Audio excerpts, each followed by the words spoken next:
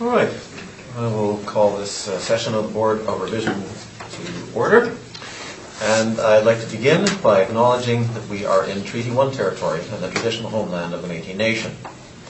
With me on the panel today are Richard Whitbread and Ed Sawatsky. Today our secretary is Cara Balshaw, and our assessors are Brittany Santucci and Marina Tenawara. We'll be hearing applications for revision of the assessment roll in accordance with the Municipal Assessment Act. The matters for which revision is requested have been described in each application, and we will limit discussion to those matters.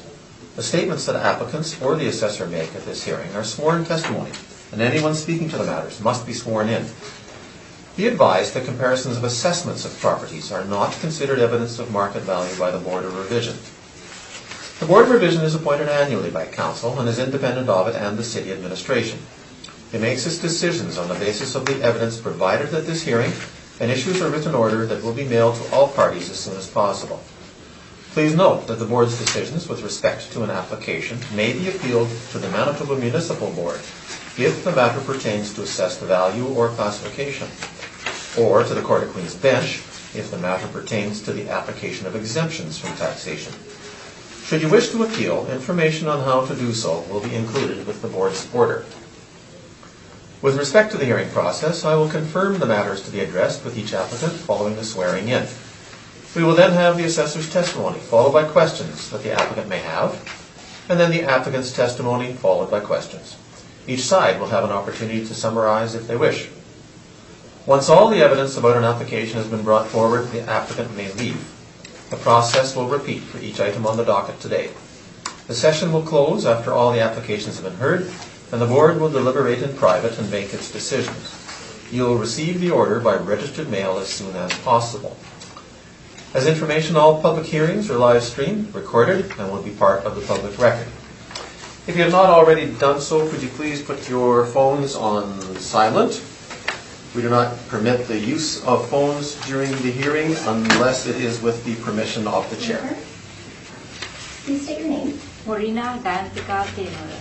And do you affirm the evidence you present today is the truth, the whole truth, and nothing but the truth? I do. Thank you. You'll be speaking on this one? Yes, Mohammed Tariq. And do you affirm the evidence you present today is the truth, the whole truth, and nothing but the truth? Yes. Thank you. You will not be speaking on this one today? And so this is 862 Main Street, I understand, and we are dealing with the assessed value today. That is the only matter, it is not class or liability, is that correct? That's right. Okay.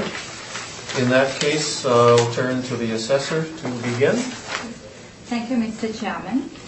Property roll number 140010400000. Property address 862 Main Street. Property owner Hazara Ventura Inc. Property originally assessed for $380,000. Today I'm making a recommendation to reduce the value, and also I'm asking to go through I'm requesting non-cooperation penalty on this property based on we haven't received any income expenses made after they purchased the building in 2011.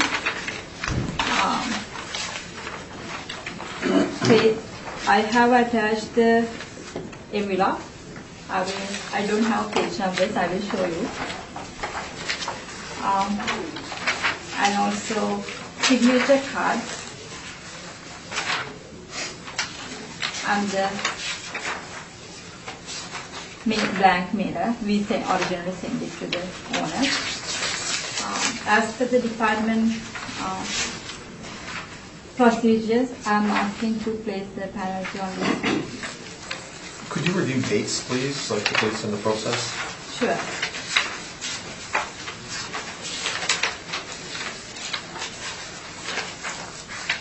We have sent our letter June 8, 2018, as per the stamp on the mailing envelope. And that is on the mailer. And also, June 8th, okay. Yes, and also they received it June 7th. Item proceed. with signature name AA. And also original mailer I have attached in April 12th. This is the original mailer. We send it to the owner. Okay. So there were two mailings, one in April, One in April one in and June. The June one was the registered one. June is the registered one, but I attach it this one original mailer. We send it in April. And you have the signature of it having been received. Yes. Okay. And owner purchased the property in 2011. I talked to the owner and I try to educate them what's the importance about sending income expenses mailer. When did you do that? I did not write the date here, but we discussed about the property value that time. At this point, do you have any questions about what she has just said? If you have a counter argument, we will hear that in a minute. But do you have any questions? No questions? Mr. Whitbread? No. Mr. Spotsky? No, I have none. From your side, do you contest them saying that you did not return these mailers? Actually, those I was away during that time, and I noticed the signature is of one of the secretary working in the visitor office beside that in the building, and the one other, my understanding was that it is the owner occupied building, so I don't have to do all those paperwork. There is no rental income or anything and that. It was kind of confusion, so she clarified to me, regardless it's a rental income or not, still we have to fill all those forms and send it back. So that's actually, I accept the mistakes, so from now on I will start doing it. Questions? None. None? Okay. In that case, we will take a moment to deliberate, and we will determine whether we would be shifting the onus onto you as opposed to the onus on the assessor to prove the value. And we will take a short recess to do that. All right, we will resume. The panel has determined that there was a failure to comply with the information request. Consequently, the onus to prove value is placed on the applicant, and if there is a reduction to be made to the value by the Board of Revision, it will not occur on the 2020 roll, it will be on the next year's roll. So, with that, could you please begin with your... That's true. There is a recommendation. You're aware of the recommendation. You have a copy of the recommendation? I have that. Do you accept that recommendation? Yes, I do. You do. Well, in that case, that certainly shortens things up. Do we have any questions? No. About the recommendation? Not at all? Yes, please. And kindly, I request that we are in a very core area of the Winnipeg. It's a very challenging place, although we are running a pharmacy there. And the income-wise, there's a lot of competition around us, and we're not generating enough revenue. So if we consider also that for the first year, because the actual market value is a lot less as assessed by her, actually. And then I will request that that should be, I don't have to pay anything, the difference in this year also, 2020. Could you, the value that you have on the roll is 380,000, your recommendation is 282. Yes. Could you just go through very briefly Sure. what the difference is? Yes, sure. My original value, it has the area is the original value. We have the main floor area of 1,980 used by $12.69 per square feet. I reduced to $10.73, and also I want to mention this property was inspected by one of our field assistants for this appeal. Based on this inspection, we decided to remove some basement area from value and also reduce the rental rate. It's mainly, if I talk in briefly, it's the rental rate reduction. Gross potential income was 38,724. Now it's 28,926. The other parameter stays the same. That's the main reason for the reduction. That's how we calculated 282,000 on this property. All right. Do you have any questions for the assessor on that? Actually, frankly speaking, when I put this, the letter for the request for the reassessment, the taxes I was paying the last year, those was I considered too high. But this one, the one on the top, I think the city changed it, the value of whole thing, right? So for now, I will accept this, whatever the current value, she come up with that. But as I said, I will, what I requested, so if you please also consider that. Thank you. Any questions, Mr. Whitburn? Just one, the basement, I may have missed this, it does not have any use, practical use for generating revenue? They use it for just very roughly for the storage, but it is not the leasable basement. That's why we removed this one. I understand. But they have another space they don't use that much too, not fully using. Thank you. And actually, I will add something, that the basement is not more than 300 square feet and it's very low. It's a kind of the storage area. All there is one old kind of boiler sitting there, the wooden boiler. There's nothing else there. So it's not that the whole building has a basement. So. Okay, thank you. No, we remove entire basement from your assessment. Yeah, because it's no use at all. So. Yeah.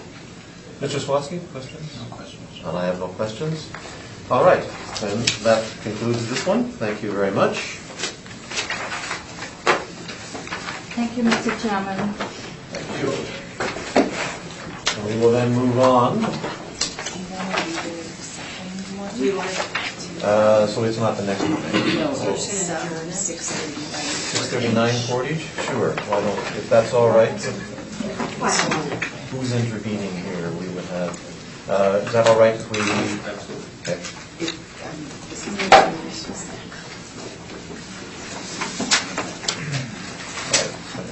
Yep.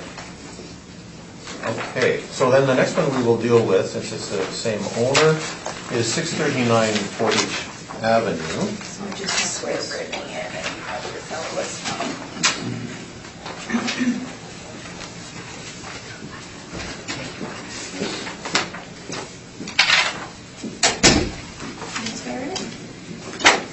Please state your name. Brittany Santucci. Do you swear the evidence you'll present today is the truth and the truth and nothing but the truth, so help you God? Thank you. And will you speak to you on this one? Will you affirm? Please state, you swear? Please state your name.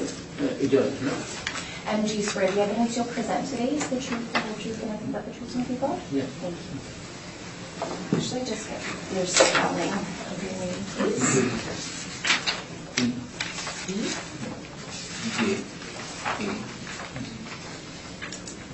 That's your first name? Last name? Thank you.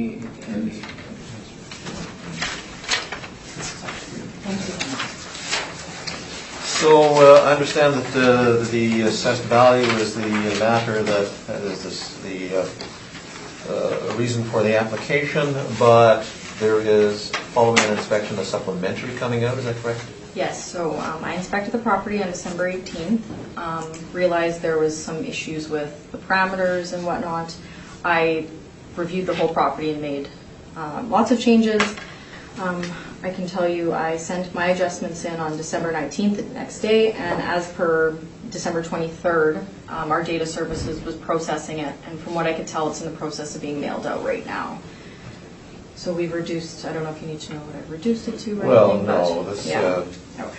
and you're seeking an adjournment then on this? Yes, just so that if he chooses to do that, that we can continue at a Okay. later date once he gets his values. And have you discussed the implication of the supplementary, replacing the value, replacing an appeal that would have to be appealed, that sort of thing? Yes, so I told him that like this one would not be, I sent him an email just kind of explaining that this appeal is for a different value, he'll get the opportunity to appeal the new value, and kind of some of the issues we had with the first one, but at least we're starting from a proper point, I think. Okay. And you've discussed the fact that this appeal will not carry over, it will die. It would Yes, have to be the appeal of the sub. yes, the appeal of the supplement. Okay. And then he'll have the opportunity to argue that in full. Okay. All right. And is that acceptable to you, that wait for the supplementary value, and then you can determine whether you want to appeal that or not? Yeah, that makes sense. All right, in that case, we will adjourn this item to a later date. That's it. So, we're done. Yes, thank you very much. If you have any questions, you can call me, and I'll try to be on this appeal as well. Thank you very much for having me. You're welcome. We are clean up. Yes. We will not detain you any longer.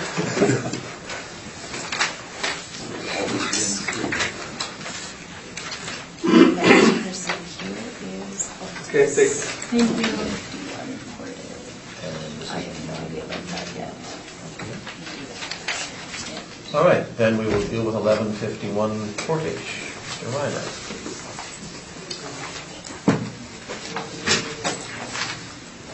Okay, please state your name. Do you affirm the evidence you present today is the truth, whole truth, and nothing but the truth?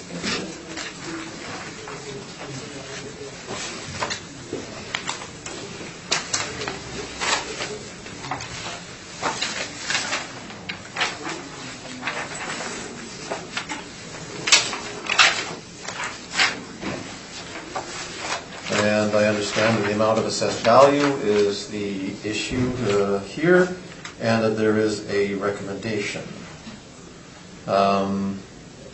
You have seen the recommendation? I have. And do you accept that? Yeah, yes. Do you have it to hand out? I didn't. I was just going to speak to what was changed, the revised NOI, and then we're keeping the cap at the 7.3%. I didn't know. All right, well then Give the let's go parameters. through Okay. with your recommendation. Okay. So we'll start off with the file number 19-2582, roll number 13096071800. Address is 1151 Portage Avenue. If you turn to my page 5, I have the income workup. We had numerous amounts of premises here. I had revised the NOI to, instead of the $85,250, the revised NOI is $72,072 with the same cap rate of the 7.3% for a revised value of $987,000. And then it would be my recommendation to reduce it from the $1,168,000. To 987,000. Yes.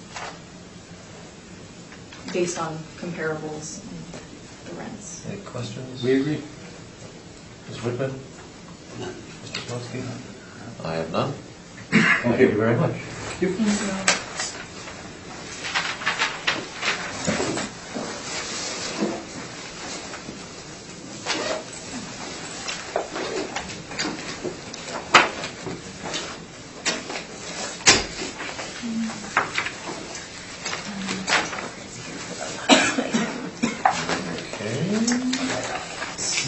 Boy, we were jumping around to the arch. I'm so sorry. My head's spinning. You swear. Yes. Please state your name. Trevor Smith. Do you swear the evidence you present today is the truth, whole truth, and nothing but the truth, so help you God? I do. Thank you. So we are on 280 William Avenue. And do we have any preliminary issues? And we do have a recommendation. Then this again is just the assessed value issue. Yes. There's no recommendation. It's Oh, sorry, I just saw the word recommendation. I got all excited. Okay, in that case, Ms. Santucci, when you are ready.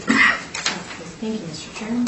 This is file number 19-1415, roll number 13060962000. The address is 280 William Avenue. This is an office building located in the Exchange District. We have it listed as 2 stories with a basement. We have the actual year built as 1924 and the effective year built as 1972. We have the gross floor area as 14,400 square feet, and we have the leasable as 14,400 square feet. It is owner occupied. We If you turn to my page 2, I have some aerial photos of the location. It's the property located at the corner of William Avenue and King Street. Some exterior photos on the bottom. If we turn to page 3, I have some interior photos from an inspection in October 2018. The first 2 are from above grade, and the last 2 are from the below grade. If we turn to my page 4, we have the request for income and expense that has been sent and received. We have a subject sale history. The property was sold September 5th, 2017 from the city of Winnipeg to the current owner for $1,700,000. From what I could tell, it was an arm's length transaction. They had returned the sales mailer to us. And again, the subject property doesn't have any leases, it's owner occupied. If you turn to page 5, I have the income workup. We have the 9,600 square feet for the main and second floor at $13.26. And we have the basement space, the 4,800 square feet at $3.51. That gives us a blended rate of $10.01. We have the vacancy losses 5.5%, expenses at 2%. We've all gone through. We switched it this year from the 7 to 2, and a shortfall of $7 per square foot. The overall capitalization rate is 7.2% for the capitalized value of $1,777,000. For my rental comparables, I found units close in the Exchange District. I have 14 comparables here. I think the last comparables 12 to 14 are located more in the downtown. The average was $11.62, and the median is $11.35. If we turn to page 6, it's just the income value summary. Page 7 would be the capitalization rates. It would range from the 5.55 to the 9.05. Page 8 is my Municipal Assessment Act excerpts. And on page 9, I have the 2017 income and expense questionnaire, just to show they've checked off it's fully owner-occupied. They've included a few expenses. On page 11, I've included the sales questionnaire, just to show we did receive one for the price paid. And so they checked off it was an arm's length open market transaction. And if we turn to page 13, I've included the permits that were issued in December 14th, 2017, and these were when someone from our department had attended and inspected the building. I did not take the photos that I had submitted. Those were from another coworker. And the permit declared construction value was $780,000. If you turn to page 14, it's my 2020 Board Revision Addenda information. Page 16 is just our fresh look, explaining what we've changed and looking at new values. Page 17 is just additional capitalization rate evidence. The office properties are on the top. 18 is our non-recoverable expense sampling, just to justify our 2% non-recoverable allowance. And page 19 is our IAA standards. And my recommendation today would be to maintain the 2020 assessed value of the $1,777,000. Thank you. That's my presentation. Questions? I do, yes. So we, one of our main differentiators is in the area for the building, correct? Yes. So when I look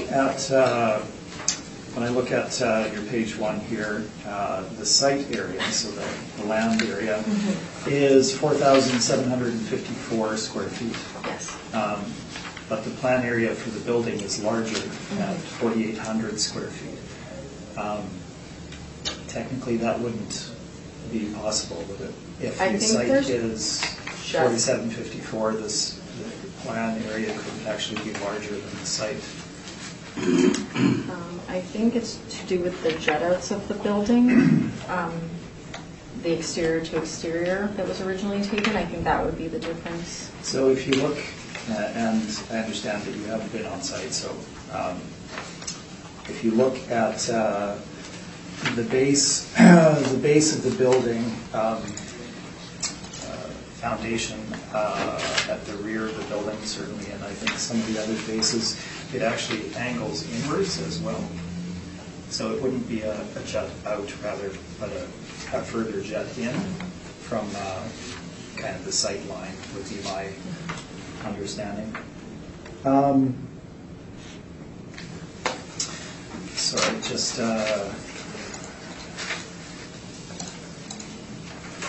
with regard to, I have no further questions beyond that particular point, I guess. I do have my standard rebuttal, which all of you gentlemen have heard numerous times, but I do have to pass it out. If we're fine without extensive discussion, I am fine with that. It's with regard, obviously, to the non-recoverable expenses, which we've detailed many, many times in the last 3 months. But I should submit it into evidence if that's... Does anybody have questions on it? You're free to read and question me, but it's fairly self-explanatory. As always, nothing has changed. So it was just some of the stuff we received. But Sorry, this is what? this is just rebuttal to his brief. I don't know if I should hand it out now or wait till This is after. rebuttal to the actual brief? Yeah, Not just to the... based on the leasable area. Oh, I see. So I do have that separately. I don't know if you want that now or later. Well, let's hear his brief, and then you can rebut that.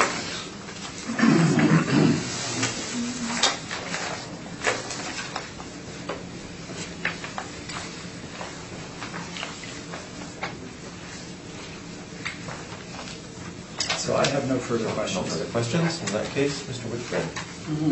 I have that question that Mr. Smith asked, but also I'm looking at walls 2 feet high. That must be a typo. Yes, I'm not sure.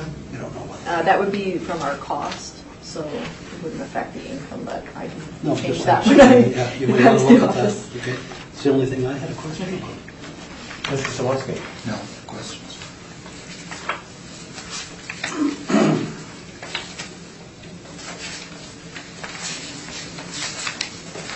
Your workup in the basement is a full basement, isn't it? It is From not the a... floor plans I reviewed that we have on file, it said it was a full, like, the floor plans we have on file show, let me specifically state, I think it's 48 by.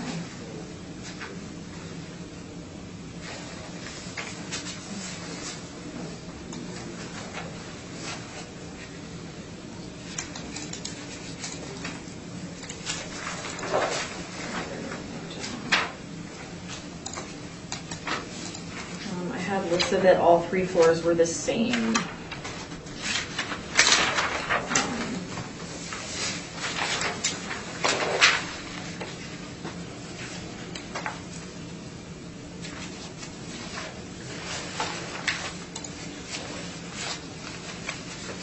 It was 50 by 96, and I had originally, on all our original field forms, had the 50 by 96 listed for the below grade, the main floor, and the second floor.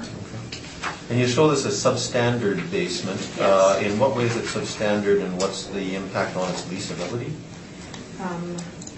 Prior to the tenant being in the space, and after someone had gone to inspect it, that's what it was left at. I respected the changes they made. It does seem like a low value applied to a basement that is used by the tenant. For what purpose?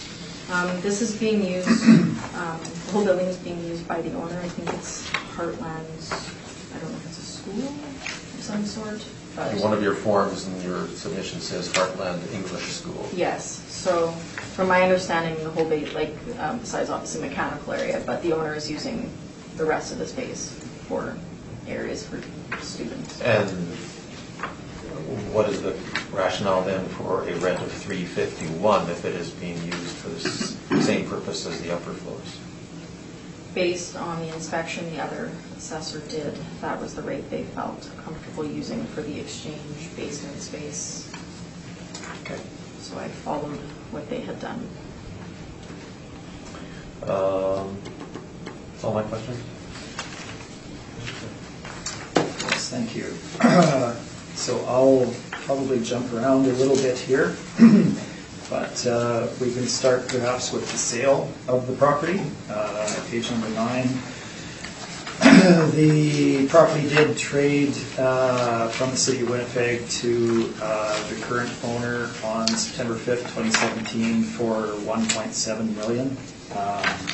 It is an arm's length transaction. The numbered company is the principal behind the Heartland English School, so it's owner occupied.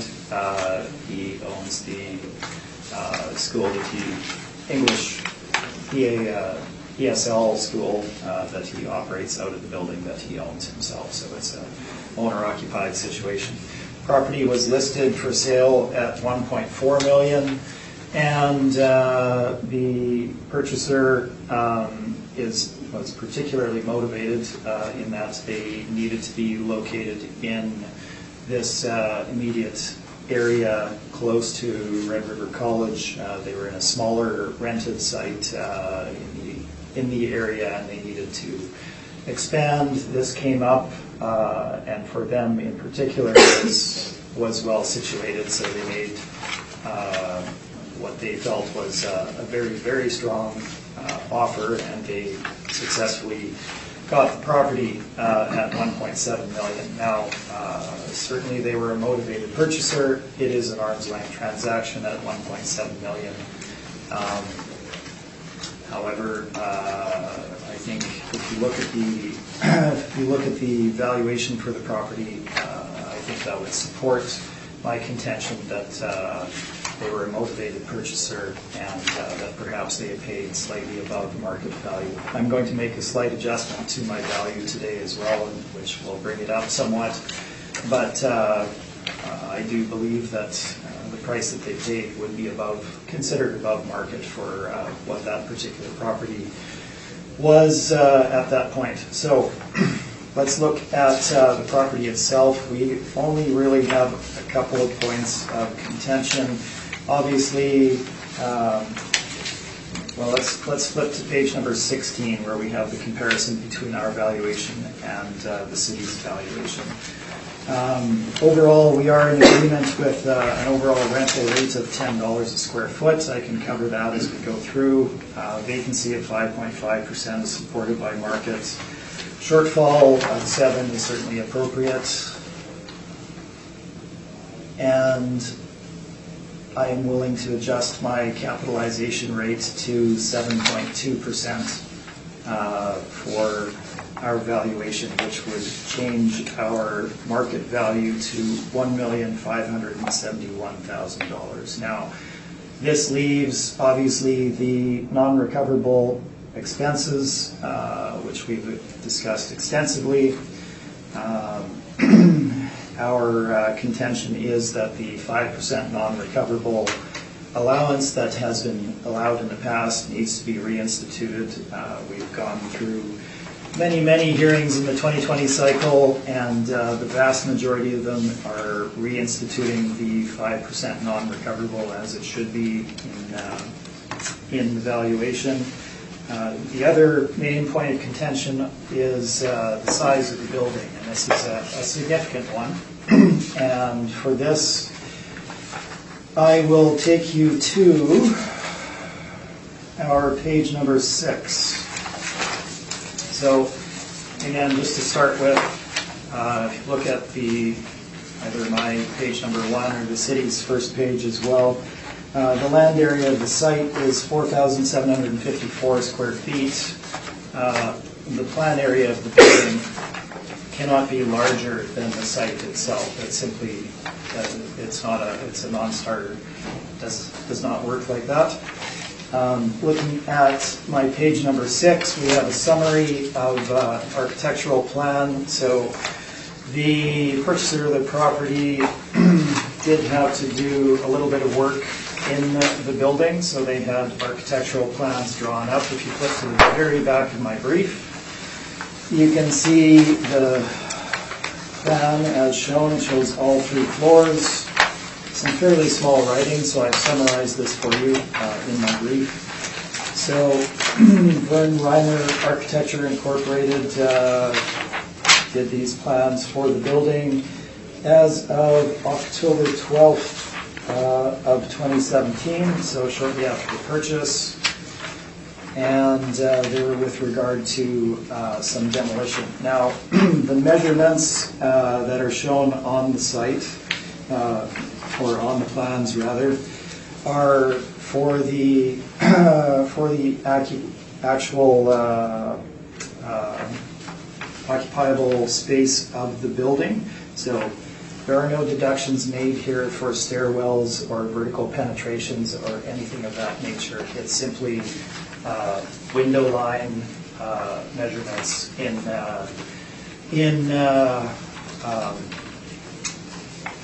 following the BOMA standard, essentially, which is Building Owners and Managers Association, which sets the guidelines with regard to proper measurement of office buildings, industrial buildings, etc. So the measurements that I will be quoting are from one side of the building to the other, front to back, etc. No deductions to be made.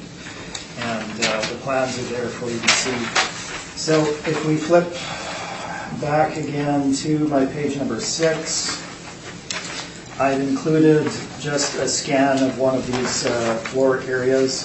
Each of the floors measured the same, and each of the floors is shown to be 48 feet 3 inches by 93 feet. So if you do the math for that, it comes out to 4,487 square feet per floor, which gives you a total floor area times 3 of 13,461 square feet. As noted in the middle of that paragraph, these area measurements are prior to any industry standard deductions such as vertical penetrations, etc. So there has been no removal of space. This includes the full floor for all 3 floors. The architect that's conducted the survey for the building is fully accredited. There's stamped drawings. They can't be done inaccurately, essentially. So the plans are there for the panel to see. And the size of the building is somewhat smaller than shown by the city.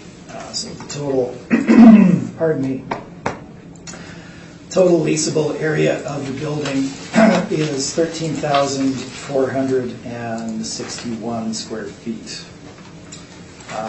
based on these plans. Now, if we look at the valuation for the building, as I said, we are in agreement with an overall rate of $10 a square foot. I have provided rental comparables for you on page number 11, as well as some office statistics from our own firm on page 11 that are supportive of the $10 square foot rental rates. There is no on-site parking, so no additional income. Vacancy rate for the subject, well, it is owner-occupied. I certainly recognize that. However, if you look at market statistics, downtown Class C, we're looking at between 9% and 11% based on the market statistics of the main commercial brokerages shown on page 13. We're not asking for this additional vacancy. It's owner-occupied, but you do have to account for a standard market vacancy in valuing these properties. So we've applied the same vacancy rate as the city at 5.5%. Obviously, with regard to the expense allowance, we're not in agreement with the city. I'm not going to cover this for the umpteenth time before the board here. Suffice it to say, the material is there for you to read. The standard practice, both of the city in the past, as well as other jurisdictions, supported by appraisal and assessment theory, is supportive of the inclusion of the 5% non-recoverable fee. We've also done our own study with regard to non-recoverable expenses and detailed that on page number 14 as shown, indicating that non-recoverable expenses outside of the 2% structural amount would typically range between 11.5% and 12.7% on average.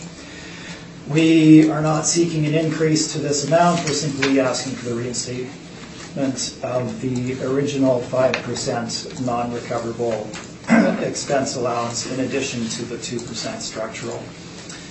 The shortfall allowance of $7 we are accepting, and I have made an adjustment to our capitalization rate to 7.2%, which gives us a final market value of $1,571,000 based on a 7.2% capitalization rate. So the main points are obviously the 5% non-recoverable and the base point of the building is smaller, demonstrably smaller than it is being shown by the city. Perhaps the plans that they had are out of date. Certainly, if the building was built in 1924, I don't know when the original plans would have been submitted to the city. In any case, that is my presentation, and I'm happy to answer any questions. Ms. Enterstein. For my proposal, should I submit that based on square footage? I'm not sure. Well, let's just clarify the questions. Okay, perfect. First, obviously, I guess we're going to wind up dealing with square footage. But No worries. Thank you. Would you agree for the floor plans that the numbers here do not go to the exterior walls, though, the measurements? Because I did review the permits, and they've included multiple values for the base areas, the gross floor areas. And this was the only part of the permit where the value of the space was smaller, but they do not seem to go to the exterior walls. No, they would fall to, I believe, what's called the drip line. I'm not an architect, but the BOMA standard is essentially to measure from the window line or drip line to the far side of the building on the same point. Okay. And that is, again, industry standard in terms of determining building size. Yes.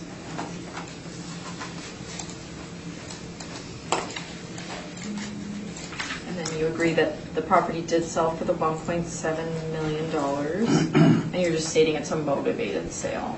They're somewhat motivated, certainly, in that they needed to be located in that, within a 2-block radius of where they purchased, yes. And you agree he also put more money into the property once he paid this purchase price? They did need to do a few things that would bring it up to code, and they did some, I guess, expansion of rooms for their particular use for teaching in classrooms. That's all my questions. Thank you. Mr. Whitbread. Mr. Smith, if I look at page 5 of your evidence, the photographs there make me feel like I'm in a basement. That is the basement, yes. But they're not like any basement I've been in. This is a pretty fancy basement, would you say? Built for classrooms and study carrels. Looks like computer stations. It is built out by the current owner for their particular use. It's not in heavy rotation in terms of being in use. They do have periods of time where the full building is utilized, but oftentimes it's only a portion thereof. However, they have built it out as shown.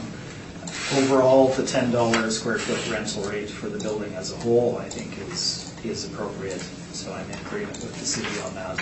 Well, I'll come to that in a minute. So have you been in the premise? These are my photos. Yeah, okay. Is there this wall on page 5, bottom photo, is that the other side of this wall on the top photo? Is that brick wall divided? The white painted wall would be, pardon me, the interior wall, so it would be halfway in between. That makes sense. I should have thought of that. So it's really 2 big rooms, 2 big long 93-foot rooms. That's correct. Okay. And this room looks like it's used as a student lounge. One can only imagine that's what it's used for, given the tables and the ping pong table, etc. Is that your understanding? That's correct, yeah. Okay, thank you.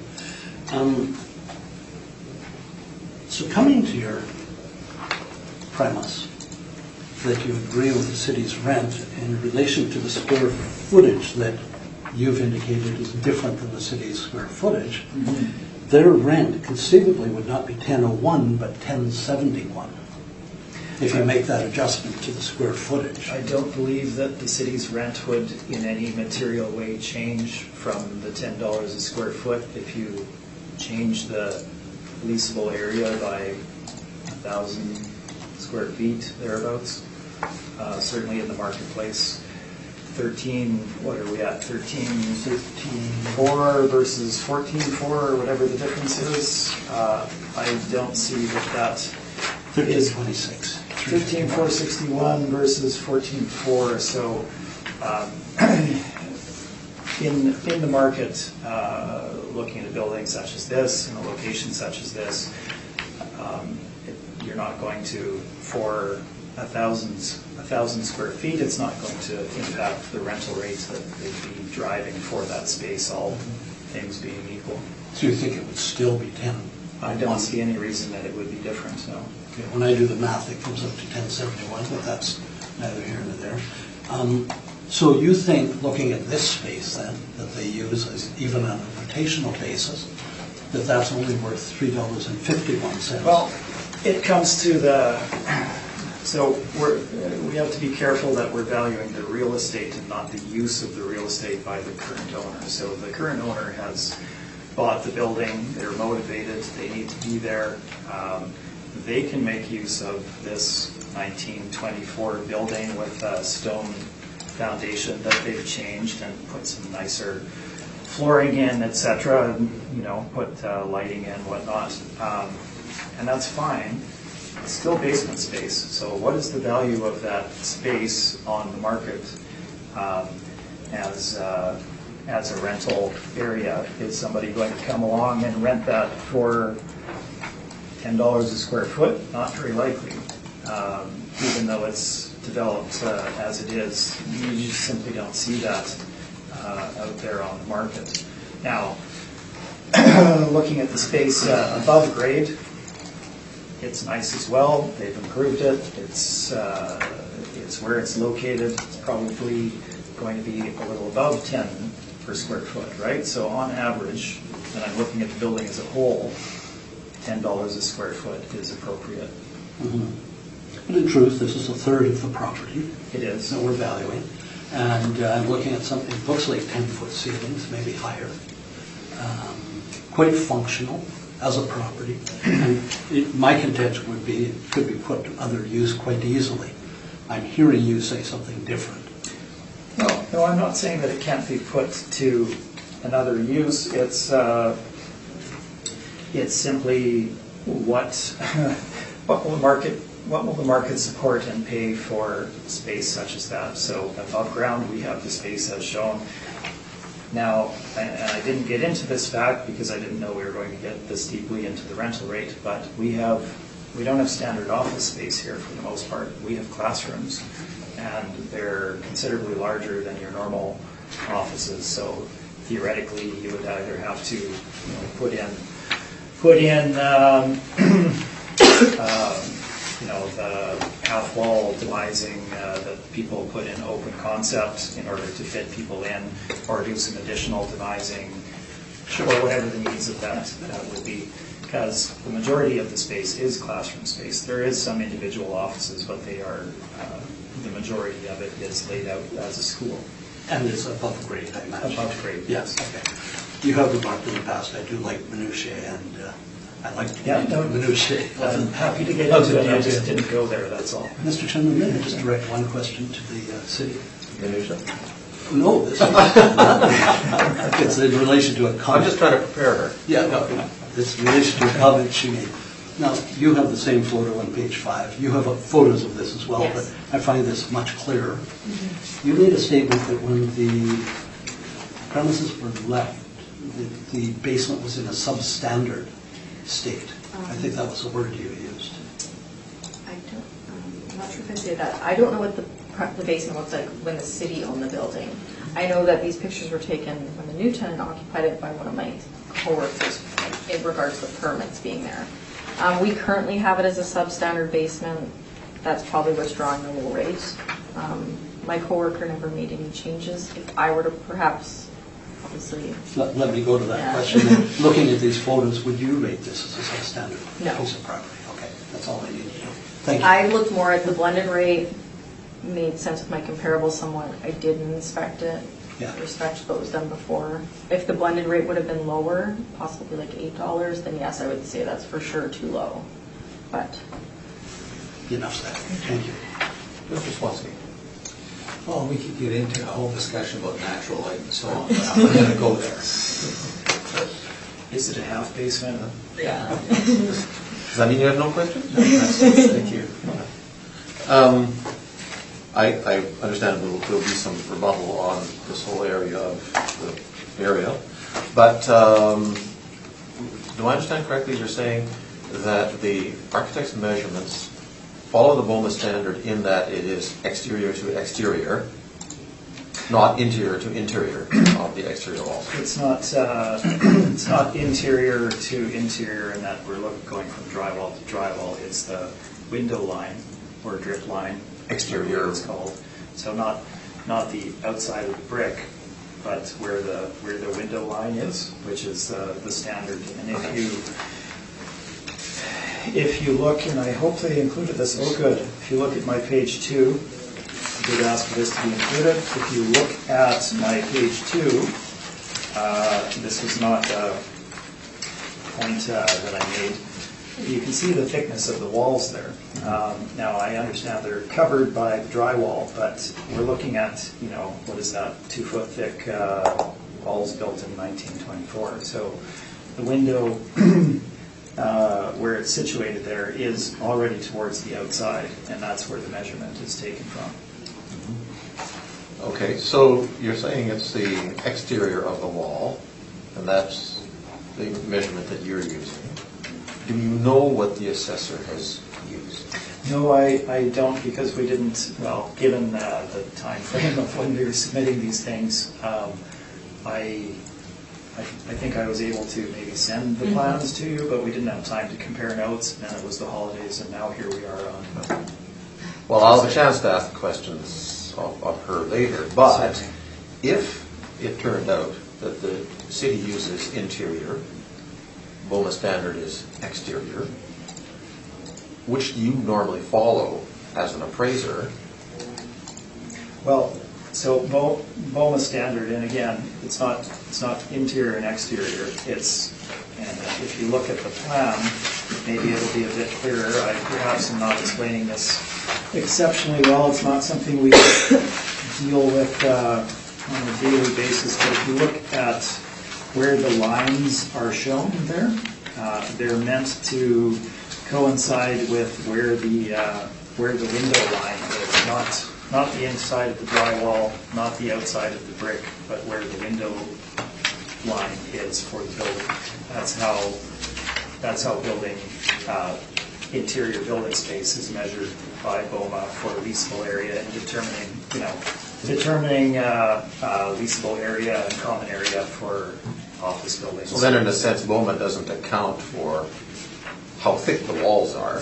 No. And one building may have 6 inches and one building may have 2 feet. There certainly can be differences in construction techniques over time. Do you as an appraiser account for that extraordinary thickness by saying the leasable space is less than the exterior to exterior measurement? No, we would go by BOMA standard as it is the accepted standard for leasable space. So if there are measured plans available from an architect, they will be according to the BOMA standard, and that's what we would utilize. And that's typically what all property managers, et cetera, will use in determining the size of their leasable areas and for the building itself. And you're not aware of what the assessor normally uses, whether it is that same standard or not? I'm assuming that it would generally be based on plans that they may have, or if not, based on the submissions of the owners with regard to the area of of the buildings in their income and expense statements. So let's say the assessor had done an interior to interior edge measurement. Does that account for the 1,000 square foot difference here?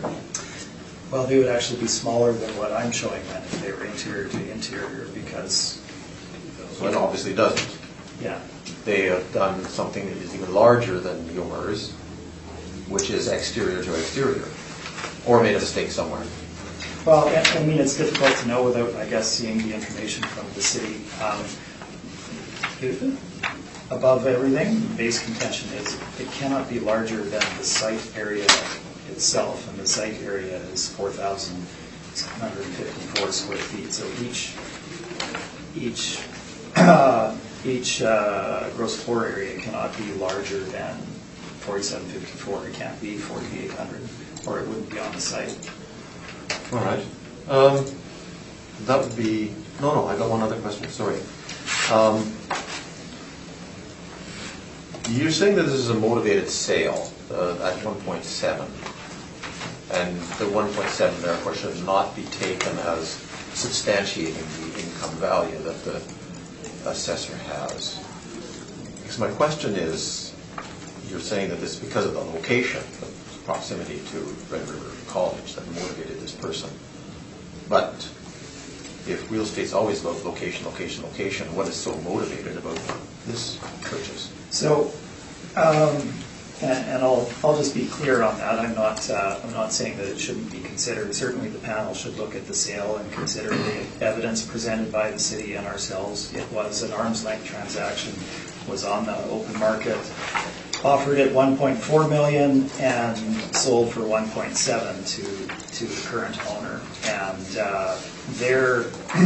their specific needs are such that they needed to be located in very close proximity to the Red River College for provision of ESL, is what I'm told. And I had the interview with the owner myself. They needed to be in that immediate proximity, and he was motivated to own his own building at this point in time. I guess business has been good enough for long enough that he feels that they have the ability to own their own property at this point. And he was motivated by the location. So yes, there is, location impacts everything, but for property to be listed at 1.4 and then sell for 1.7,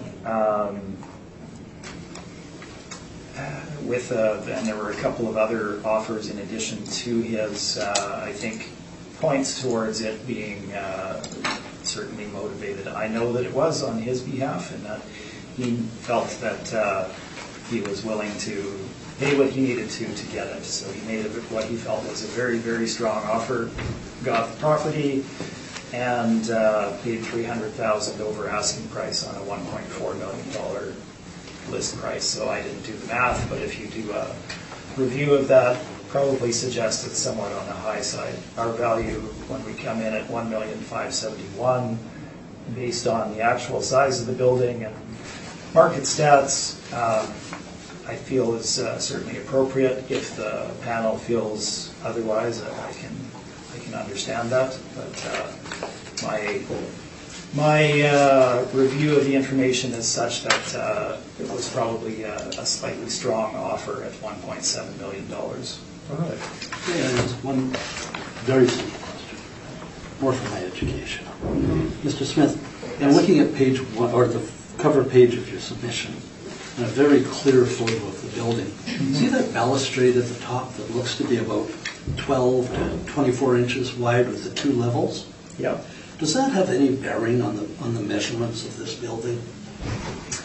Most on the plans that I've included at the rear of my building. I noticed that. I'm not entirely sure what the city's plans will show, so I guess we're all awaiting that. Okay, because that would certainly give us the overage that we'll get, 1,000 square feet potentially, that we're getting. Because I agree, you can't have a building that's bigger than the property it's sitting on, unless it's happening up there. Okay. Perhaps with the rebuttal, everything will be Maybe. clear. Maybe. Could we, please? 5 copies. Karen? Thank you.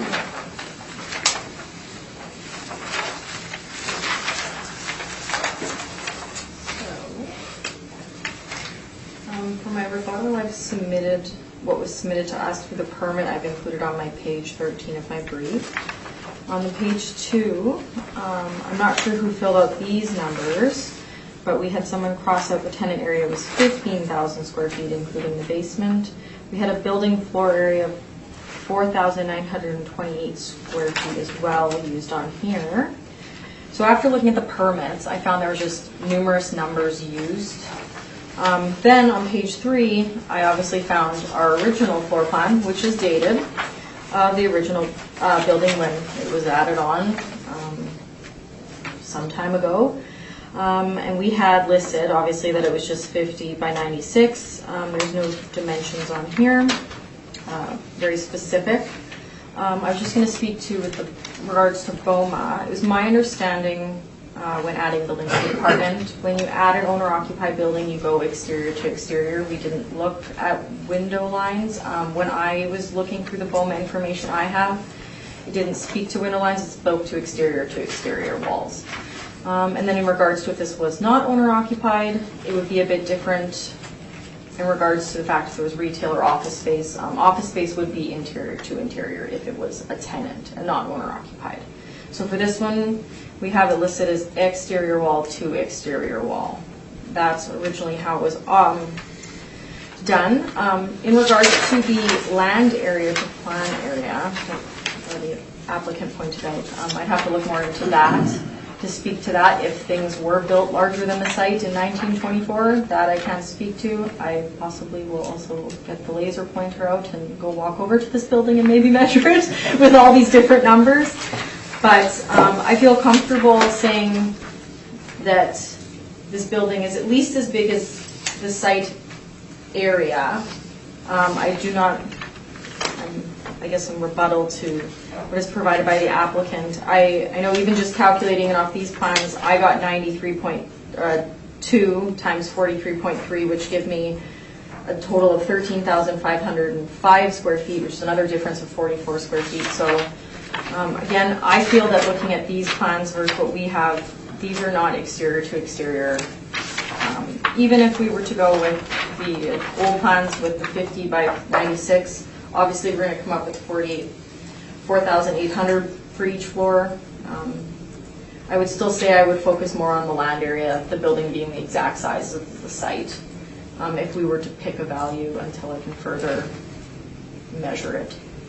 And then to look into the fact of, like, I looked at some historical documents. I didn't include them because I don't know how correct they were. Again, they went with our number, so I feel like I'll just go up there and measure it and see what I can come up with. But I feel comfortable saying that the land area at least would be the exterior to exterior for this building. And then that would be my rebuttal, just with, we were never given exact numbers. Okay. Thank you. Questions? Just maybe one. You had said, looking at historical information they've gone into, the property was owned by the city, though, was it not? So I don't think it's always been owned by the city, but I'd have to look more into that as well. I only briefly looked just to see if I could find floor plans. I was just thinking there wouldn't be an appeal if it was owned by the city, right? No, but we would have had original building plans submitted to planning, property, and development through, because I don't think this was originally a city building. When I looked it up, it seemed that it was built by someone else, or the original architecture plans they had. Again, I could only get the numbers off the historical documents. I couldn't get the actual architecture plans. I don't know if those are at planning, property, and development, so. I see. So looking at page number 3, the original plans that the city has here are from 1955. They're very old. They're fairly, for lack of a better term, they're fairly round numbers in terms of the measurements, 50 by 96. And you're saying that the city makes a distinction in terms of the leasable area of a building depending on whether it's owner occupied or tenant occupied. Following BOMA, and those would be just not the cities, we would be looking at the BOMA standards set out by BOMA that I've looked up and used. Those, okay, I did not go to the extent of printing the BOMA information, but. It would be just what I also use through UBC. Pardon me? Just be through UBC. I was Oh, yes, no, we have the yeah, BOMA so. Standard in our office as well as the coursework, obviously, but what I'm saying is I didn't go to the extent of including it. I think the information is there for the panel to consider. All right, Mr. Whitbread, questions? This is one question. One short one. Does the city use air photos for measuring? We do measure through air photos. The number I came up with was close to what we had, but again, that's not, there's a bit of a variance of, it's pretty bang on usually most of the time, but I didn't want to, obviously, if I took a picture of it, it's, Okay, it thank was you. from our aerial shots, so yeah. I think we've disposed of this unless there's a summary request. My only summary is that stamped drawings from an architect are not going to be in error in this day and age done in 2017. The measurements are what they are. They didn't change them. It's all there for you to see. You can add them up if you wish. That's my only summary. Sometimes there's different numbers on the permit submitted by the architecture, so I couldn't come to a conclusion. And from what I analyzed, the 4,800 seemed fair, and if not, I think the land area is a good justification. All right. That then concludes this. Thank you very much. Thank you. We will issue an order as soon as possible. So we have some other ones to take care of.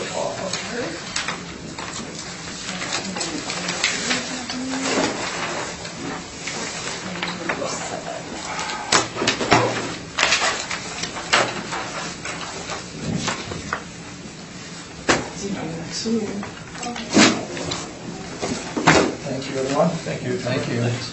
Number 4 and number 7. These items on the docket, 208 Edmonton Street and 1919 Portage Avenue. There is nobody here representing those applications, so we will need to determine whether we are going to hear these in the absence of the applicant. So we will take a short recess. Do you want me to leave then? Because I'm the only Sure. person to leave now. Why not? All right, we will resume. The panel has considered whether we are going to hear 1919 Portage Avenue and 208 Edmonton Street in the absence of the applicant. We've determined that we will. So could we, Ms. Santucci, deal with the first one of those, 1919 Portage Avenue, which is number 4 on our docket. Thank you, Mr. Chair. This is file number 19-87. This is roll number 07040537000. Address is 1919 Portage Avenue. This is an office building located on Portage Avenue. We have the actual year built as 1951 and the effective year built as 1990. This is owner occupied, and we have a leasable area as same as the gross area, is at 3,483 square feet. If you turn to page 2, I have some aerial shots of photo of the building. It's a 2-story building. And page 3, I have last cycle.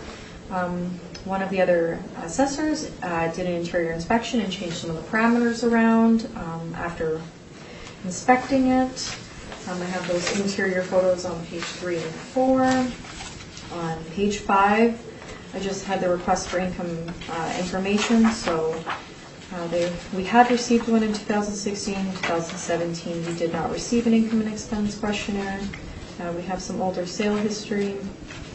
And the subject property, there's no income and expense mission, obviously, for 2017. And the previous information had stated it was owner-occupied and from the inspection. For the income workup on page 6, so this was all reviewed thoroughly in 2018. We had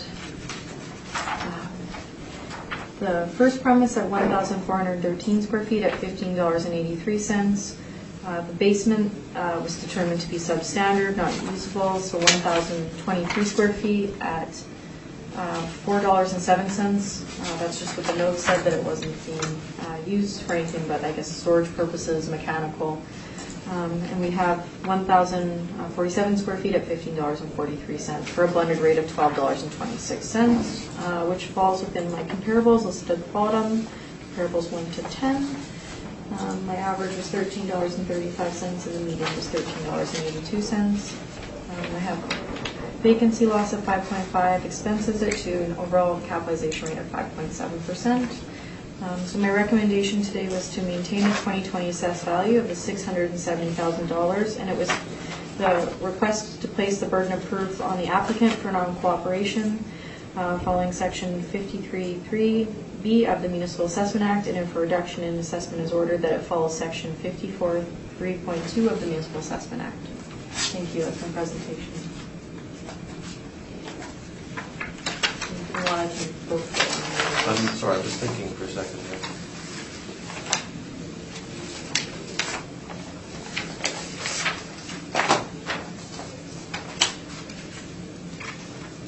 Okay. Let's carry on. Questions then?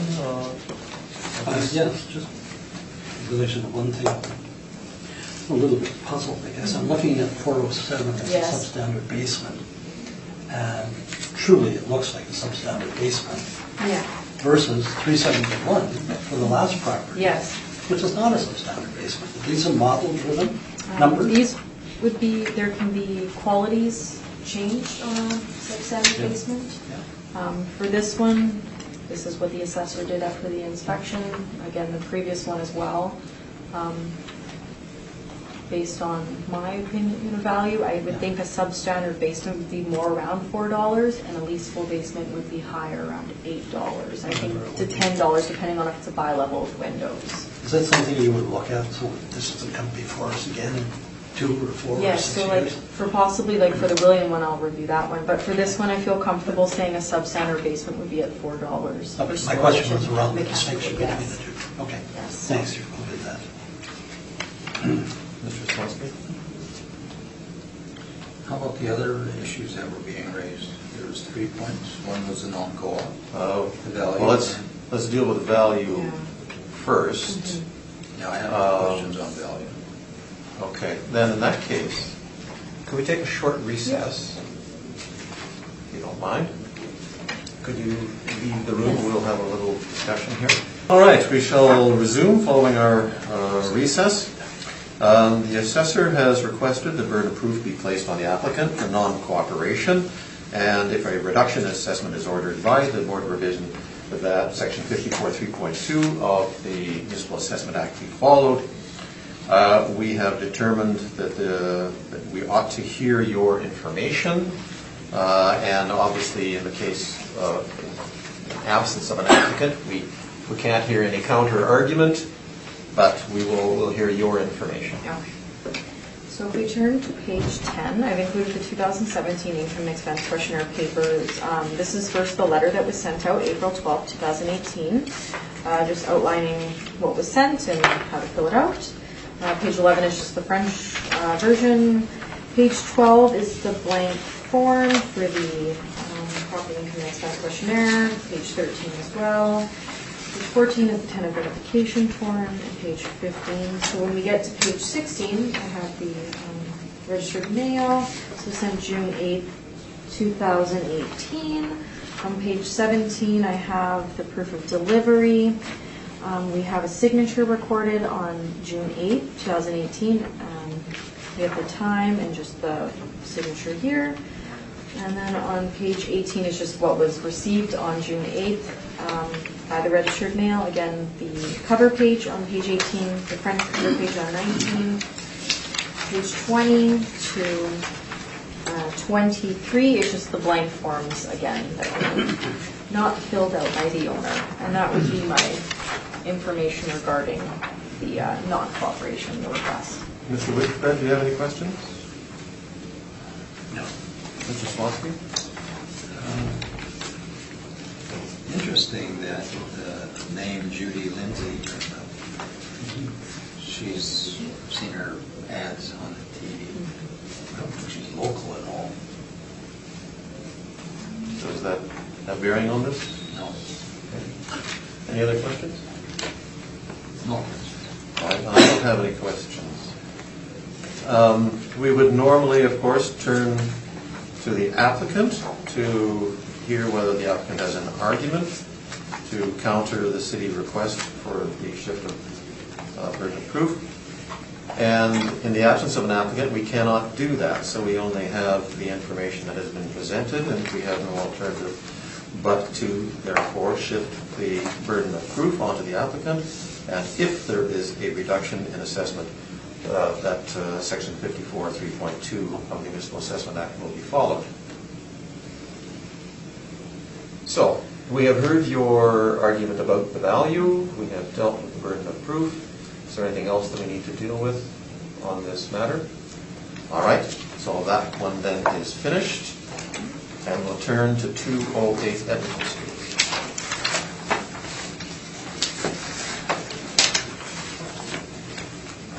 And this one, we have all three matters at issue: liability to taxation, amount of assessed value, and classification of property. And we will again hear this in the absence of the applicant.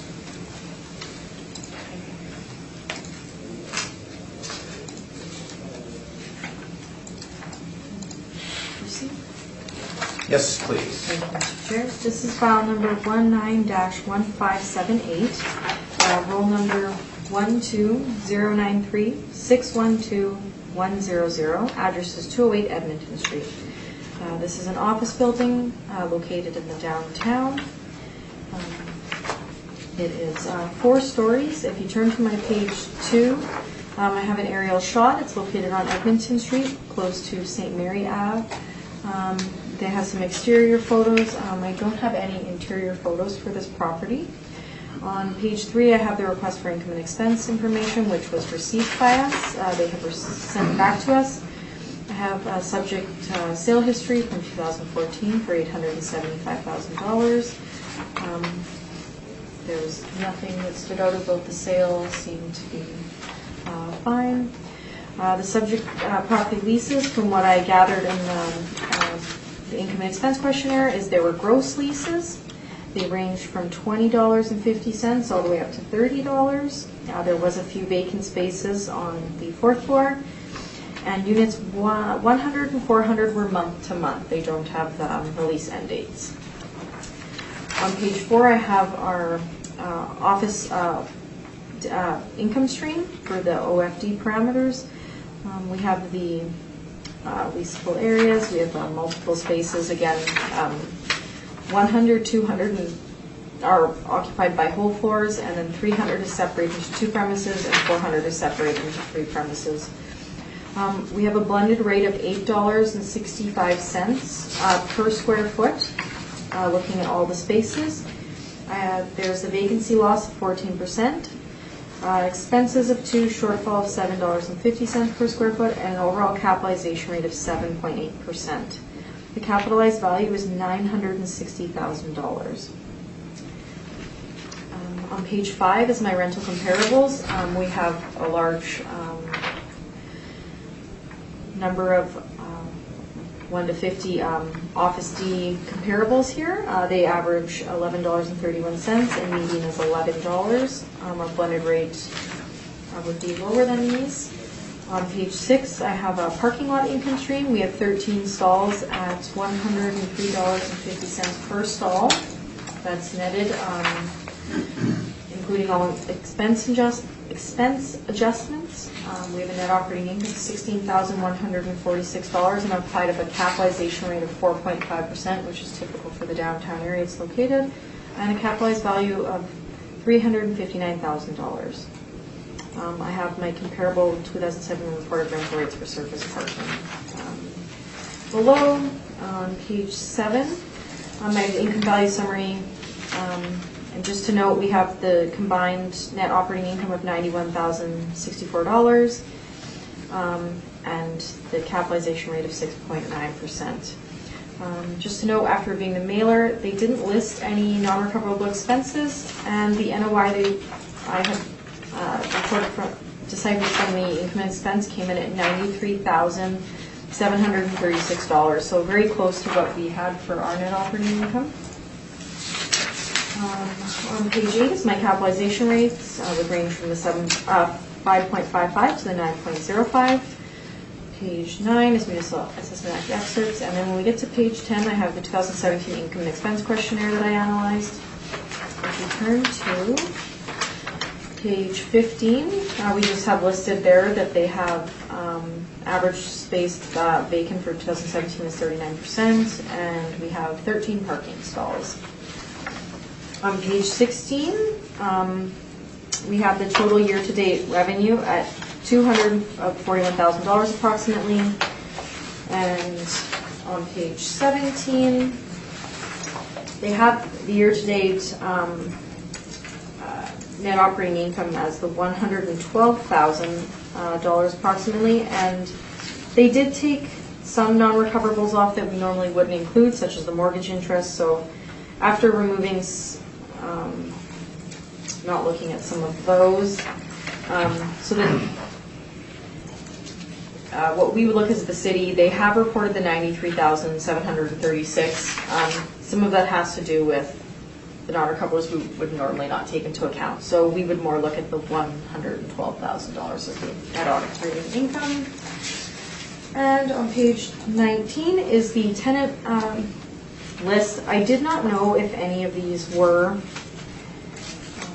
exempt. We've never received an exemption for the property as per department. We normally ask people if they'd like a change in classification or liability. They can apply for it. We haven't received anything, so I'm unsure which tenants would possibly they'd be referring to in regards to the appeal. And then page 21 is just my 2020 Board of Revision agenda I've gone through. So my recommendation today, based on the information, would be to maintain the 2020 assessed value of the $1,319,000. Thank you. That's my presentation. And then with respect to class and liability? There was no information provided to us to determine. What I would have recommended was for them to apply for our online application, which I normally point people in the direction of. They fill it out and we review it, and then we go from there. Just doing our analysis if they are indeed a non-profit or a charitable organization or government. Okay. Questions? Mr. Whitbeck? None. Mr. Swansky? None. Well, I have none either. Sorry to put you through so much work. That's okay. Figured I'd Well, go through all my information. Thank you. All right, that then concludes our work here this afternoon, with the exception of our deliberation.